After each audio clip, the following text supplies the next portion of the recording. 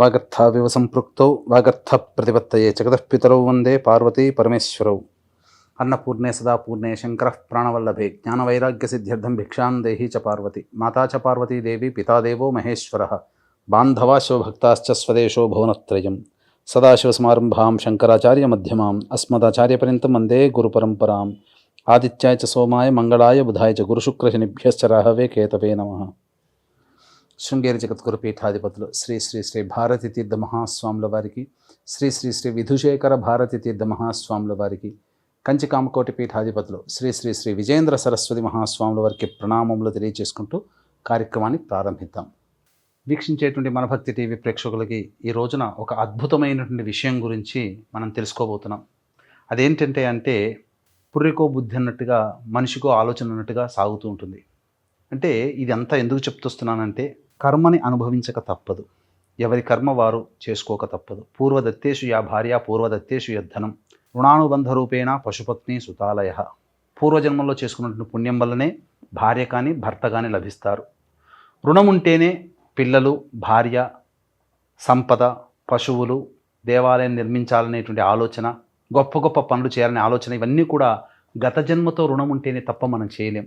కానీ ఇటువంటి దాన్ని కర్మని తగ్గట్టుగా మనం అనుభవించాల్సింది పోయి, కాలాన్ని, కర్మని కూడా చేతుల్లో తీసుకునే ప్రయత్నం చేసేటువంటి ప్రతి వ్యక్తి కూడాను దైవం చేతిలో, కాలం చేతిలో నష్టపోక తప్పదు. ఇది మనకు కాలం నేర్పించే విద్య, నేర్పించే గుణపాఠం, కాలానుగుణంగా వచ్చేటువంటి గుణపాఠం. ఇంత ఎందుకు చెప్తున్నారు, స్ట్రైట్గా పాయింట్కి రండి గురువుగారు అని అంటారా? ఇప్పుడు చెప్పబోయేది అదే పాయింట్ గురించి అండి. ఎందుకనంటే ఈ రోజున ఉన్నటువంటి సమాజంలో ఏదైనా గొప్పది అని అనుకుంటే, ఆ గొప్పదాన్ని అందుకోవడానికి మానవుడు ఎంతటి త్యాగానికైనా సిద్ధపడుతున్నాడు, ఎంతటి పని చేయడానికైనా కానీ వెనకాడట్లేదు. ఇది ఎందుకు చెప్తున్నట్టే, ప్రస్తుతం ఈ రోజున సమాజంలో ఒక అపభ్రంశము అనే పదము ఇప్పుడు బాగా వైరల్ అయిపోయిందండి. ఏంటనంటే, శ్రీరాముల వారి యొక్క ప్రాణప్రతిష్ఠ ముహూర్తం, అది చాలా గొప్పదట కదా, ఇప్పటి వరకు ఎప్పుడూ దొరకనటువంటి ముహూర్తం అట కదా. మరి ఆ ముహూర్తంలో మనం పిల్లల్ని కంటే ఎలా ఉంటుంది? అద్భుతాలు, రాముడంతటి కొడుకు పుడతాడేమో, అద్భుతాలు జరుగుతాయేమో, లేకపోతే గొప్పకి అనుకుంటారేమో. కానీ గమనించాల్సినటువంటి అంశం ఏంటంటే, వీక్షించేటువంటి మన భక్తి టీవీ ప్రేక్షకులు సూక్ష్మముగా గమనించండి. మనము ఎవరిని కూడాను, ఎవరి కర్మని కూడా మనం పట్టుకోకూడదు. అందుకనే మీరు వెంపర్లాడకండి, డాక్టర్ల చుట్టూ తిరక్కండి, ఆ సమయానికే మాకు కావాలి అని చెప్పి మీరు కూర్చోకండి. ఎందుకనంటే కర్మ పరిపక్వత చెందిన తరువాత మాత్రమే జీవుడు ఈ యొక్క భూమి మీద ఉద్భవిస్తాడు. అది స్త్రీ గర్భంలో, తల్లి గర్భంలో ఆనందంగా, క్షేమంగా ఉన్నప్పుడు ఉండనీయండి, అంతే తప్ప ఇప్పుడు కాలంగాని కాలంలో కాయగాని కాయను పండించుకొని తింటే పండు ఆ రుచిదనం వస్తుందా? ఇప్పుడు శీతాకాలం, ఎండాకాలంలో తినాల్సినటువంటి మామిడి పండుని ఇప్పుడు కోసుకొని వచ్చి మనము పండుగ చేసుకుంటే ఆ రుచిని మనం పొందుతామా? ప్రకృతితో మనం పోరాడుతున్నాం. గుర్తుపెట్టుకోండి, ప్రకృతి ప్రసాదించింది మనం తీసుకుంటే ఆ ప్రకృతిలో ఉన్నటువంటి దైవశక్తులన్నీ మనకు లభిస్తాయి. అలాగే మనిషి పుట్టుక కూడా, అది స్త్రీయా పురుషా పక్కకు పెట్టండి, మనిషి పుట్టుక కూడా ప్రకృతితో సంబంధం ఉంటుంది. ఆ ప్రకృతికి ఒక నియమం ఉంటుంది. ఆ ప్రకృతికి సంబంధించి ఆ నియమానికి లోబడి శిశు జననం అనేటువంటిది జరుగుతుంది. నవగ్రహాలు కూడా ఆజ్ఞాపిస్తే, నవగ్రహాలు కూడా సాటిస్ఫై అయితేనే శిశు జననం జరుగుతుంది. కానీ ఆ యొక్క శిశు జననాన్ని కూడా మానవుడి చేతిలో పెట్టుకొని ఎంతోమంది కూడా, వాళ్ళందరూ కూడా నష్టపోయినటువంటి వాళ్ళే. ఉదాహరణకి చూడండి, రావణాసురుడి యొక్క జన్మ వృత్తాంతంలోనే చూడండి. ఇంద్రుడిని జయించాలనేటువంటి యొక్క తపనతో నవగ్రహాన్ని కూడా పట్టి బంధించి ఆయా స్థానాలు కదలకుండా తన భార్య అయినటువంటి మండోదరి ప్రసవించే సమయంలో గ్రహాలన్నీ కూడా ఒక చోట పెట్టాడు. కానీ ధర్మస్వరూపుడు, నిష్పక్షపాతి అయినటువంటి ఆ శని భగవాన్ యొక్క పాదములు వేరే రాశిలోకి ప్రవేశం చేయడం చేత ఇంద్రుని చేతిలో సంహరించబడేటువంటి యుద్ధములో, ముఖ్యంగా యుద్ధములో సంహరించబడేటువంటి వ్యక్తి జననం పొందాడు. యుద్ధంలో అపజయమంటూ లేకుండా ఉండాల్సినటువంటి కొడుకుని యుద్ధంలో మరణించే స్వభావం కలిగినటువంటి స్థితిగా. ఇదంతా ఎందుకు? రావణాసుని యొక్క అత్యాశ, తనకు కొడుకుకి అజేయమైనటువంటి శక్తి కలగాలని. అలాగే విశ్వరూపుడు అనేటువంటి యొక్క గంధర్వుడు కూడా ఇంద్రుణ్ణి సంహరించేటువంటి కొడుకుని కనాలని చెప్పి తపస్సు చేస్తే నారద మహర్షి వచ్చి ఒక అక్షరానికి సంబంధించి దీర్ఘాన్ని పెట్టడం వల్ల ఇంద్రుని చేత సంహరించబడేటువంటి కొడుకుని కనడం జరిగింది. తదనంతరం కపిల మహర్షి యొక్క వెన్నుముకని వజ్రాయుధంగా చేసుకొని వృత్రాసుని సంహరించడం, తద్వారా బ్రహ్మహత్యా పాతకం ఏర్పడడం. ఆ బ్రహ్మహత్యా పాతకాన్ని తొలగించుకోవడానికి ఇంద్రుడు 4 రకాలైనటువంటి వ్యక్తులకి దానం చేయడం జరిగింది. ఇలా ఎందుకు చెప్తున్నానంటే, ఈ జనవరి 22వ తారీఖు రోజున రామ మందిర ప్రాణ ప్రతిష్ఠ జరుగుతుంది. ఆ రోజున ఆ చెప్పినటువంటి సమయంలో మాకు గనక డెలివరీ గనక జరిగినట్లయితే అద్భుతాలు ఉంటాయనంట. అద్భుతాలు కలిగినటువంటి గొప్ప లక్షణాలు కలిగినటువంటి వ్యక్తి జన్మిస్తాడు అని చెప్పానంటారు.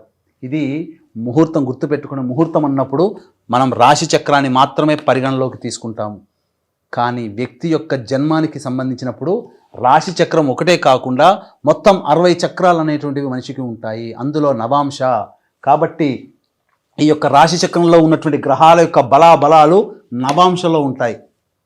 ఆ నవాంశలో ఉన్నప్పుడు, ఆ నవాంశలో ఈ గ్రహాల యొక్క బలాలు అనేటువంటివి అక్కడ తేలిపోయినప్పుడు ఈ గ్రహాల యొక్క స్థితిగతి ఏమాత్రం కూడా పనిచేయదు. ఈ గ్రహాల యొక్క స్థితి అనేటువంటిది ఏదైతే ఉందో, ఇప్పుడు నేను మీకు బోర్డు మీద చూపించేటువంటిది ఏదైతే ఉందో, అది కేవలం ముహూర్త లగ్నానికి మాత్రమే చెప్పబడి ఉంది. కానీ జన్మించే వ్యక్తులకి మాత్రం అది ఏమాత్రము సరిపోదు. దానివల్ల దుష్పరిణామాలు ఉంటాయి. అంతేకాకుండా ముహూర్త సమయం 12:29:08 నుంచి 12:30:30:32 వరకు, అంటే 84 సెకండ్లలో డాక్టర్ గారు వచ్చి అనిస్థీషియా ఇవ్వడము, పిల్లవానికి ఆపరేషన్ చేయడం, సి సెక్షన్ జరగడం, పిల్లవానికి ఏ ఇబ్బంది కలగకుండా తీసుకురావడం, ఇవన్నీ 84 సెకండ్లలో జరుగుతాయా? ఎంతో పూర్వజన్మ పుణ్యం ఉంటేనే అనుకున్నటువంటి దాంట్లో అనుకున్న సమయానికి జన్మించడం జరుగుతుంది. కాబట్టి ఎవ్వరు కూడా అతీతులు కారు. సాక్షాత్తు జ్యోతిష్య శాస్త్రంలో దిట్ట, రాముడికి ముహూర్తం పెట్టి యుద్ధ ముహూర్తాన్ని పెట్టినటువంటి మహానుభావుడు, అంతటి గొప్ప ఈశ్వరుణ్ణే ప్రత్యక్షంగా గావించుకున్న మహా తపశ్శాలికే సాధ్యం కానిది నిమిత్త మాత్రులైనటువంటి మనకు సాధ్యమవుతుందా? మనం ఎన్ని పాపాలు చేసి ఉంటాం, ఎన్ని ఇబ్బందులు చేసి ఉంటాం. ఈ కలియుగంలో ఎంత చేస్తే మనం ఈ మానవ జన్మ కలియుగంలో ఎత్తుతాం? అంత మాత్రం చేత ఈ ఒక్క ముహూర్తానికి మనం గొప్ప పుణ్యాన్ని సంపాదించుకునేంత యోగ్యత మనకు ఉంటుందా? కాబట్టి ఎప్పుడు కూడా కాలాన్ని మనము తక్కువ అంచనా వేయకూడదు. ఇటువంటి ముహూర్తానికి సంబంధించి డెలివరీ చేసుకోవాలనే ఆలోచన విడనాడండి. తద్వారా మీరు అనవసరంగా, ఎందుకనంటే ఆ శిశువు కోరుకునే సమయం ఒకటి ఉంటుంది, ప్రకృతికి కూడా ఒక సమయం ఉంటుంది. ఆ శిశువు జన్మించాలనే సమయం కూడా ప్రకృతి నిర్ణయిస్తుంది. ప్రకృతి నిర్ణయాన్ని, దైవ నిర్ణయాన్ని కాదని మనిషి ఎప్పుడైతే ప్రయాణం చేస్తాడో అధోగతి పాలుగాక తప్పదు. చాలా ఇబ్బందులు ఎదుర్కొంటారు.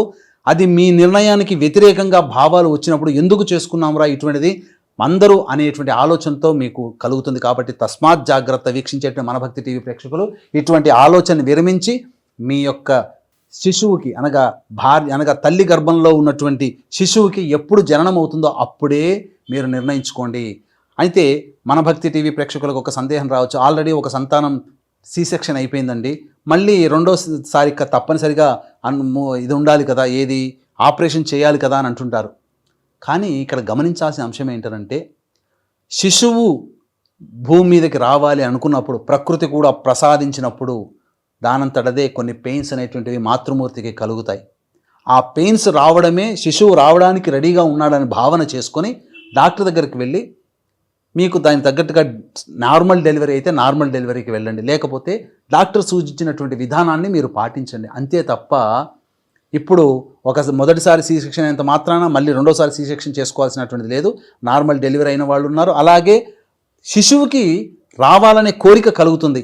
అప్పుడే తాను గత జన్మల్లో ఏ పుణ్యం ఏ పాపం చేసుకున్నాడో ఆ పుణ్యపాపాలు అనుసరించి ఆ పుణ్యపాపాలని మళ్ళీ కర్మరూపంలో అనుభవించడానికి ఏ గ్రహాలైతే తోడ్పడతాయో ఆ గ్రహాలన్నీ తన జీవితానికి అనుకూలంగా ఉన్నప్పుడు మాత్రమే శిశువు బయటికి వస్తాడు. ఆ కర్మ అనుభవింప చేయనీయండి. మీరెందుకు తీసుకుంటారు ఆ శ్రమ? ఆ కర్మని మళ్ళీ మీరు మోస్తారు ఎందుకు? మళ్ళీ ఇటువంటి కర్మలోపం జరిగినటువంటి శిశువు బయటికి వచ్చాడు అనుకోండి, ఆ శిశువు ప్రకృతి విరుద్ధంగా మీరు చేసినటువంటి నిర్ణయం వల్ల మళ్ళీ శిశువు జన్మెత్తాల్సిన అవసరం వస్తుంది. నా చేత అపప్రథ పలికించకూడదు. ఎందుకనంటే శిశువు జన్మించిన దారభేద మళ్ళీ శిశువును కోల్పోవాల్సినటువంటి పరిస్థితి కూడా కలుగుతుంది. కాబట్టి తస్మాత్ జాగ్రత్త. ఎవ్వరు కూడా అయోధ్య రామ మందిర ప్రాణప్రతిష్ఠ ముహూర్తం అనేటువంటిది కేవలం విగ్రహ ప్రాణప్రతిష్ఠకు సంబంధించిందే తప్ప మానవుల జన్మకి సంబంధించినటువంటిది కాదు అనేటువంటి విషయాన్ని గమనించుకొని నడుచుకుంటారని తలుస్తూ సర్వం శ్రీ ఉమామహేశ్వర పరబ్రహ్మార్పణమస్తు.